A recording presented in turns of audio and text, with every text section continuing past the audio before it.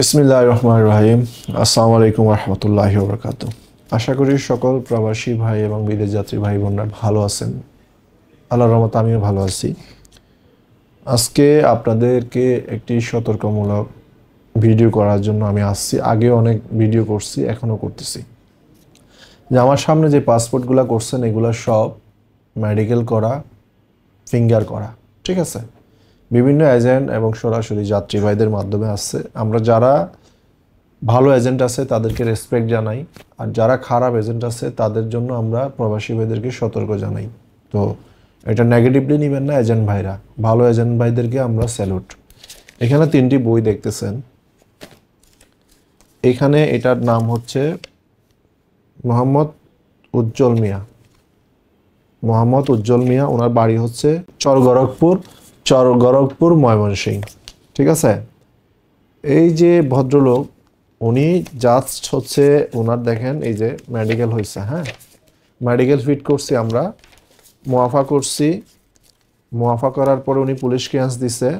মুআফা copy অনলাইনে আছে, check করে দেখতে পারবেন। আর হচ্ছে এরপরে হচ্ছে ফিঙ্গার দিছে। আর ফিঙ্গার মুআফা ছাড়া কিন্তু ফিঙ্গার হয় না। জাস্ট উনি সম্পূর্ণ টাকা ওনার এজেন্টকে দিয়ে দিছে। প্রায় 7 দিন হয়েছে, এখানে কোনো টাকা দেয় নাই। ওনার এজেন্টের উদ্দেশ্য কি আমি জানি না।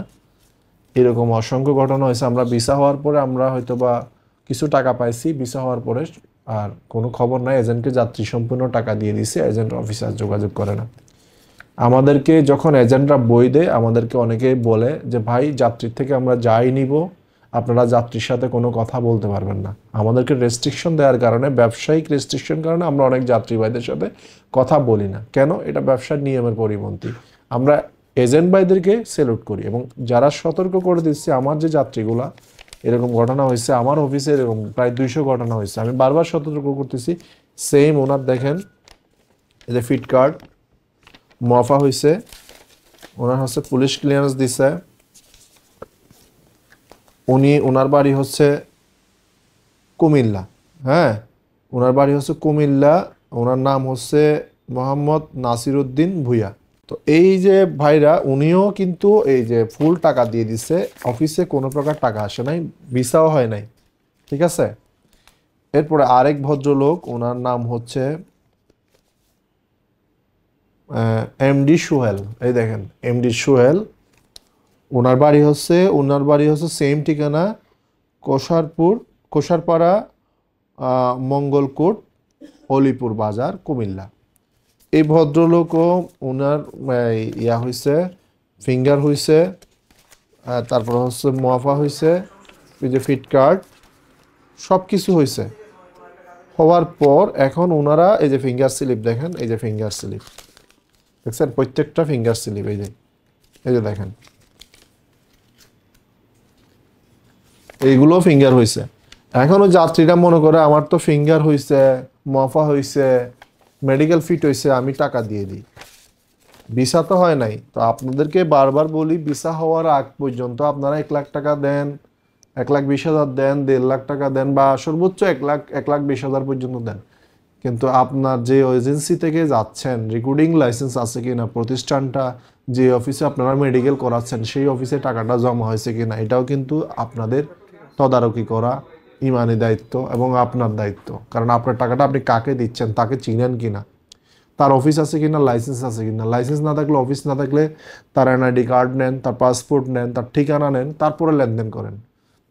অসংখ্য মানুষই বলে সৌদি আরব থেকে বা অমুক জায়গা থেকে পরিচিত, আমার খালতো ভাইয়ের বন্ধু, ফুফাতো ভাইয়ের বন্ধু, এই 3 লাখ 4 লাখ টাকা ভিসা হওয়ার আগেই দিয়ে দেন।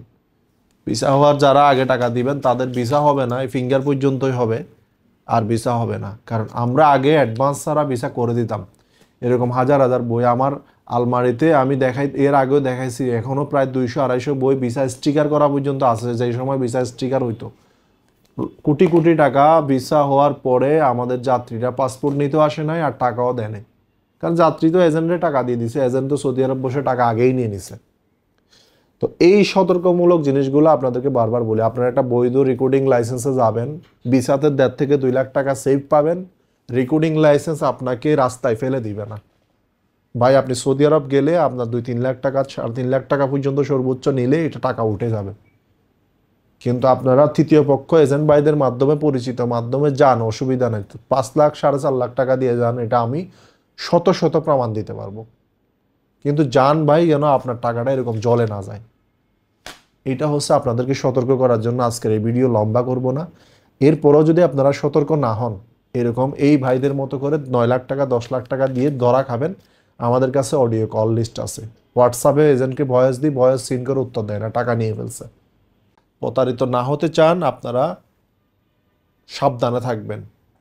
আমি বলতেছি না আমার কাছে আসেন, যে কোনো রেকর্ডিং লাইসেন্সের মালিকের কাছে যান, আপনার প্রতি ভিসায় 1.5 থেকে 2 লাখ টাকা সাশ্রয় হবে ইনশাল্লাহ।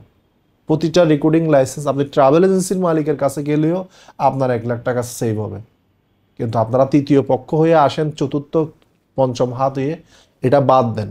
আপনাদের কষ্টের টাকা, আপনারা আপন ভাই বাবা মা ফুফা খালা এদের কাছ থেকে যান বেশি টাকা দিয়ে, তারা হয়তো বা আপনাদেরকে একটা সমস্যা হলে সমাধান দিবে। কিন্তু আপনারা যখন অল্প পরিচিত স্বল্প পরিচিত মানুষের মাধ্যমে যাচ্ছেন সৌদি আরবে, তাদের জন্যই কিন্তু এই বদনামটা হয়।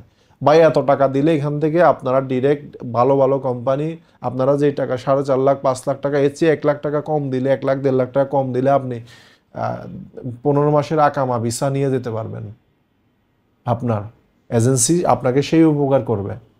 আপনারা ভিসার ক্যাটাগরি বুঝতে হবে কোন ভিসায় যাচ্ছেন। আমরা 50,000 টাকা বেশি বললে আপনাদের দাম বেশি বেড়ে যায়। যখন তৃতীয় পক্ষ হয়ে 5 লাখ টাকা যান তখন দাম বাড়ে না। এটাই ওই যে ব্যারিস্টার সুমন ভাই বলছিল না, এই দেশে উদ্যোক্তার চেয়ে মনে করেন যে দালালের দাম বেশি।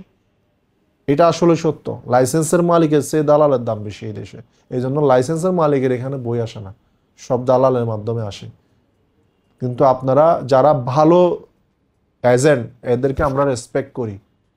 যারা আমাদের কাছে এরকমও এজেন্ট আছে আমাদের সাথে 5 বছর 10 বছর ব্যবসা করে, কোনোদিন একটা ভিসা ফ্লাইট ক্যান্সেল করে নাই, আমরা তাদেরকে সেলুট করি। আপনারা আসেন, অথেন্টিক এজেন্ট ভাইদের মাধ্যমে আসেন, কিন্তু এরকম রাস্তায় করে এরকম 10 লাখ টাকা 12 লাখ টাকা দিয়ে নিঃস্ব হবেন না। ভিসা হওয়ার আগেই টাকা দিয়ে দেন। আর আমরা ভিসা করে টাকা পাই না। আমার অফিসে এই মাসে প্রায় 20টা ভিসা স্টিকার হয়েছে, আমাকে 50,000 60,000 1 লাখ 80,000 টাকা দিচ্ছে। আমি 50,000 টাকা খুঁজলে আমাকে টাকা দেন, আমি নাম বললে নাম বলতে পারবো। হ্যাঁ, অর্ধ কোটি টাকার উপরে ব্যালেন্স আছে, কেউ আমার 50,000 টাকা দেয় না ভিসা হওয়ার পরও।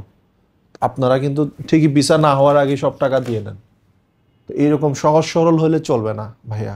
আপনারা সতর্ক করতেছি, সতর্ক থাকবেন। ধন্যবাদ। আসসালামু আলাইকুম ওয়া রাহমাতুল্লাহি ওয়া বারাকাতুহু।